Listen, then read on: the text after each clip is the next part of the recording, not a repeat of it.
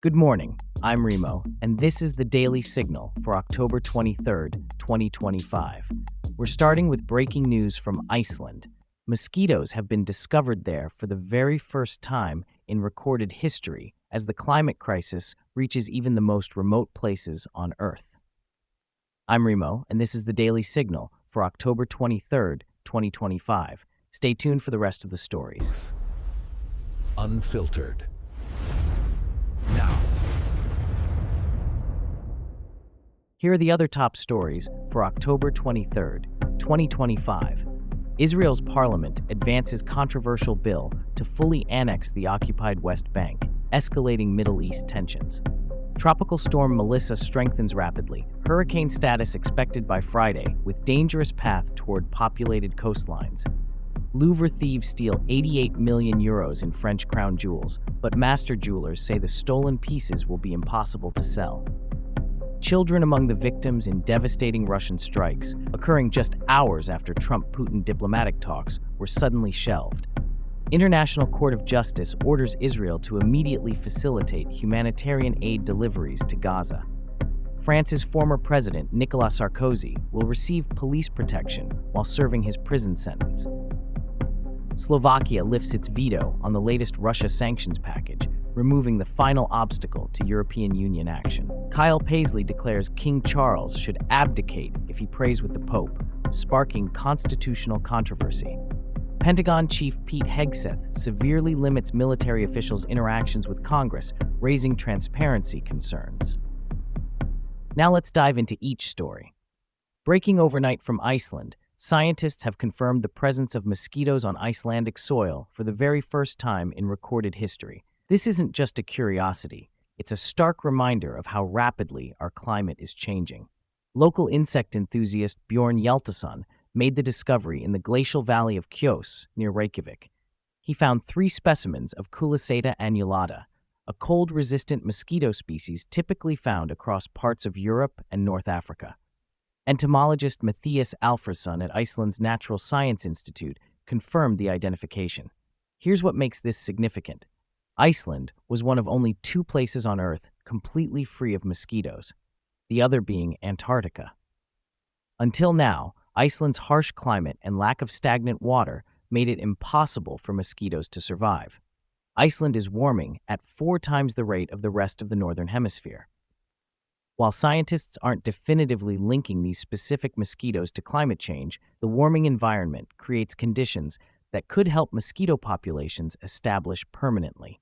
This matters because it shows how climate change is reshaping even the most isolated ecosystems on our planet. Israel's parliament has advanced a controversial bill that would formally annex the occupied West Bank, a move that could fundamentally reshape the Middle East conflict and violate international law. The bill passed its preliminary reading in the Knesset, moving it one step closer to becoming law. If enacted, it would extend Israeli civil law over the entire West Bank, currently under military administration since 1967. This development represents the most significant escalation in settlement policy in decades. The West Bank houses approximately 2.8 million Palestinians and over 450,000 Israeli settlers across more than 130 settlements. International law considers Israeli settlements illegal under the Fourth Geneva Convention. The United Nations, European Union, and United States have all condemned annexation efforts in the past. Palestinian Authority President Mahmoud Abbas called the vote a declaration of war on Palestinian rights and announced immediate consultations with Arab League partners. Why this matters to you? Any annexation could trigger massive regional instability, affect global oil prices, and potentially drag major powers into deeper Middle East involvement. Tropical storm Melissa is rapidly intensifying in the Atlantic and is on track to become a hurricane by Friday morning, with meteorologists tracking a dangerous path toward populated coastlines. Current position places Melissa approximately 800 miles southeast of Miami, with sustained winds of 70 miles per hour, just 4 miles per hour shy of hurricane classification. The storm is moving northwest at 12 miles per hour. Computer models show 2 possible scenarios: a direct hit on the Florida coast by Saturday evening, or a more northward track affecting the Carolinas by Sunday. Either way, millions of people are in the potential impact zone. Hurricane hunters are scheduled to fly into the storm this afternoon to gather critical data about its structure and intensity. Early satellite imagery shows a well-defined eye beginning to form. Florida Governor Ron DeSantis has already activated the state's Emergency Operations Center, and evacuation orders could come as early as Thursday if current projections hold. Here's what you need to know. If you live anywhere from South Florida to the Outer Banks of North Carolina, now is the time to review your hurricane plans and monitor local emergency management updates. One of the most audacious art heists in modern history unfolded at the Louvre Museum on October 19th, when thieves disguised as construction workers walked out with 88 million euros worth of French crown jewels. The stolen pieces include a tiara, necklace, and earring from Queen Maria Amalia's sapphire set, an emerald necklace and earrings from Empress Marie Louise's collection, and the spectacular tiara of Empress Eugénie de Montijo. Master jeweler Antoine Renard, who has worked with stolen art recovery for 30 years, tells CBS News, "The whole world knows about this robbery. These pieces are so recognizable, so historically significant, that selling them would be nearly impossible." The thieves dropped one item during their escape, the crown of Empress Eugénie, which was recovered but suffered damage. Thankfully, they didn't take the Regent diamond, valued at over $60 million. Paris prosecutor Laure Becquot emphasized that beyond the massive monetary value, the greater loss was to France's historical heritage. These aren't just expensive objects, they represent centuries of French history. The audacity is striking. The thieves likely spent months planning, studying guard rotations, and preparing their construction worker disguises. But as experts point out, stealing famous art is often easier than selling it. Children are among the casualties in renewed Russian strikes that occurred just hours after high-level diplomatic talks between Donald Trump and Vladimir Putin were abruptly shelved. The strikes targeted civilian infrastructure in what Ukrainian officials describe as one of the most intense bombardments in recent weeks. At least 12 people were killed, including 4 children, with dozens more injured. The timing is particularly significant. Sources close to the negotiations reveal that Trump and Putin were scheduled for emergency talks aimed at de-escalating tensions, but the meeting was canceled less than 2 hours before the strikes began. Former Secretary of State Mike Pompeo called it a deliberate sabotage of diplomatic efforts and suggested Putin may be intentionally escalating to strengthen his negotiating position. The humanitarian crisis continues to deepen. The UN reports that over 40% of Ukraine's power grid has been damaged or destroyed, leaving millions without reliable electricity as winter approaches. This matters globally because it signals that diplomatic solutions remain elusive, potentially leading to prolonged conflict that affects food supplies, energy prices, and international security worldwide. The International Court of Justice has issued new orders requiring Israel to immediately facilitate humanitarian aid deliveries to Gaza, citing deteriorating conditions and that urgent human needs. The ruling specifically demands that Israel allow unrestricted passage of medical supplies, food, and clean water through all border crossings. The court also ordered regular reporting on compliance within 30 days. This legal pressure comes as humanitarian organizations report that less than 10% of needed aid is currently reaching Gaza's population. The UN estimates that over 1.5 million people urgently need assistance. Israeli officials have yet to respond to the ruling, but previous ICJ orders have been met with limited compliance. The court has no enforcement mechanism beyond international diplomatic pressure. International law experts say this ruling increases pressure on Israel's allies, particularly the United States, to ensure humanitarian access is maintained regardless of ongoing security concerns. France's former president Nicolas Sarkozy will receive unprecedented police protection while serving his prison sentence, a decision that highlights security concerns for high-profile political prisoners. The 70-year-old former leader is scheduled to begin serving a 1-year sentence for corruption and influence peddling, marking the first time a former French president has faced imprisonment.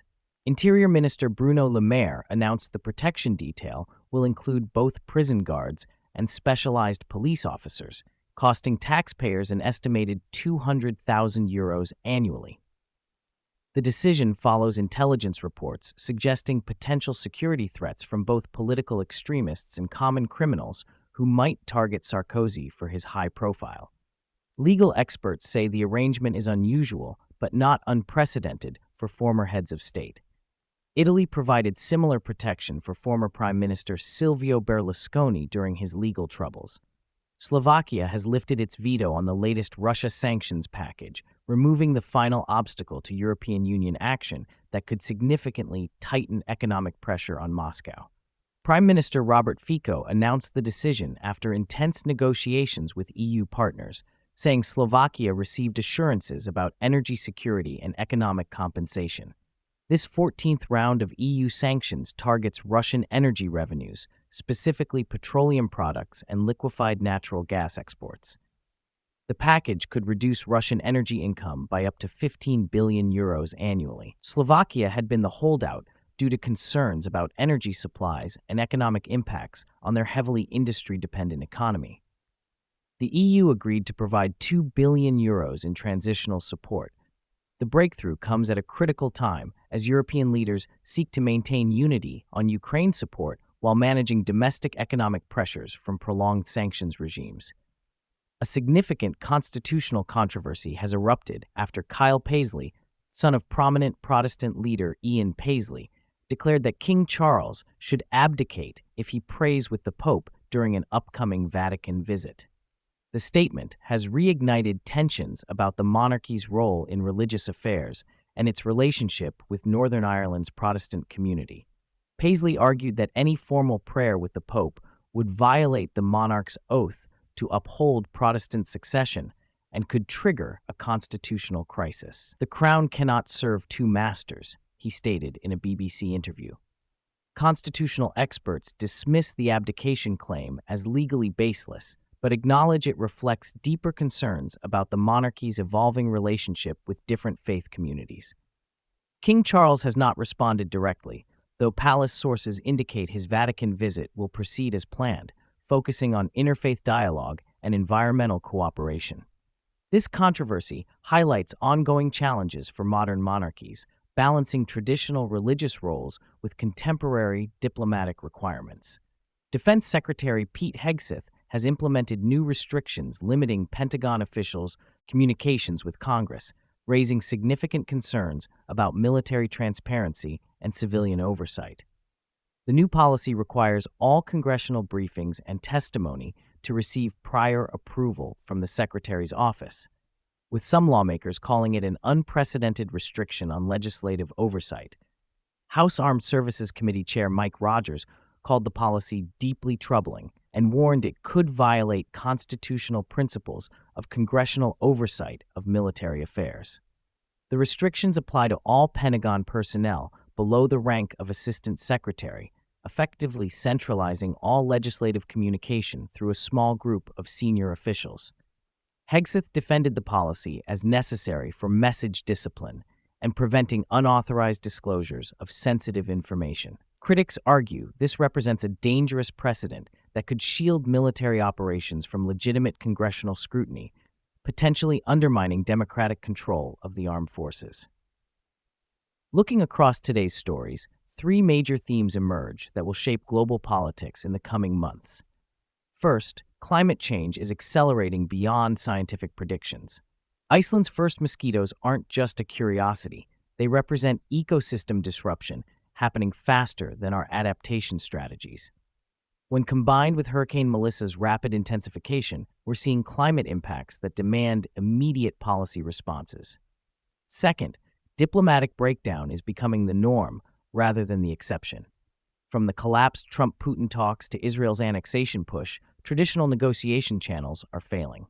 The ICJ's Gaza ruling and Slovakia's sanctions decision show how international pressure operates when bilateral diplomacy stalls. Third, institutional transparency is under assault. Whether it's Hegseth limiting Pentagon communications or the broader pattern of reduced governmental accountability, democratic oversight mechanisms face unprecedented challenges. Here's what this means for you. Expect more extreme weather requiring emergency preparedness continued global instability affecting energy and food prices, and ongoing battles over government transparency that could reshape democratic governance. The common thread? Traditional systems, whether environmental, diplomatic, or governmental, are being tested beyond their designed limits. These aren't separate crises, but interconnected challenges requiring coordinated responses. Stay informed, stay prepared, and remember that understanding these connections helps you navigate an increasingly complex world. That's the Daily Signal for October 23rd, 2025.